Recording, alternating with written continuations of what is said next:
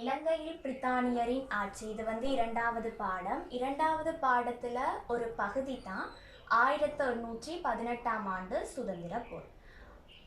1818 ஆண்டு சுதந்திர போருக்கு மறுபெயர்கள் முதலாம் சுதந்திர போராட்டம், ஊவா வெள்ளச கிளர்ச்சி. 1818 ஆண்டு முதலாம் சுதந்திர போராட்டத்திற்கு வழிவகுத்த காரணிகள். அதுல முதலாவது காரணி சுதந்திரத்தை இழந்தமையும் அரசன் இல்லாமை பற்றிய மனவேதனையும். அதுல என்ன சொல்றாங்கன்னா, பழக்கப்பட்டிருந்த ஆட்சி முறை கைவிட்டு போனவை. மக்கள் தங்களுடைய கஷ்டங்கள்ல கூறுவதற்கு கூட அங்க மன்னர் ஒருவர் இருக்கல. ஆயிரக்கணக்கான மைல்களுக்கு அப்பால் கண்காணாத தூரத்துலதான் மன்னன் இருக்கிறாங்க. ரெண்டாவது காரணி பிரித்தானியர் ஆட்சியின் கீழ் பௌத்த மதம் அழிந்துவிடும் என்ற அச்சம். கண்டி ஒப்பந்தத்தின் 5ஆம் வாசகம் மீறப்பட்டமை, பௌத்த சமயம் சார்ந்த ஒருவரால் வழங்கப்படும் பாதுகாப்பு வெளிநாட்டவர் ஒருவரால் கிடைக்கும் என கண்டி மக்கள் நம்ப தயாராக இருக்கல. மூன்றாவது காரணி தான் தேசிய பழக்க வழக்கங்களும் சம்பிரதாயங்களும் மதிக்கப்படாமை.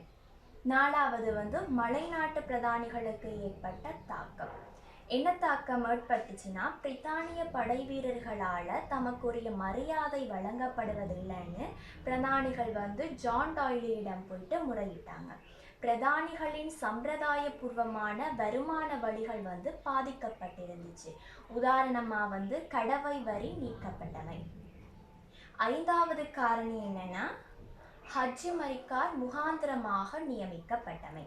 அதுதான் உடனடி காரணம். என்னன்னா, மலையக பிரபுத்துவ குடும்பங்களுக்கே பட்ட பதவிகள் வழங்கப்பட்டு வந்தமைக்கு புறம்பாக சிங்களவர் பெரும்பான்மையாக வாழும் ஊவா வெள்ளச பிரதேசத்திற்கு ஹஜ்ஜி மரிக்கார் எனும் முஸ்லிம் முகாந்திரமாக நியமிக்கப்பட்டார்.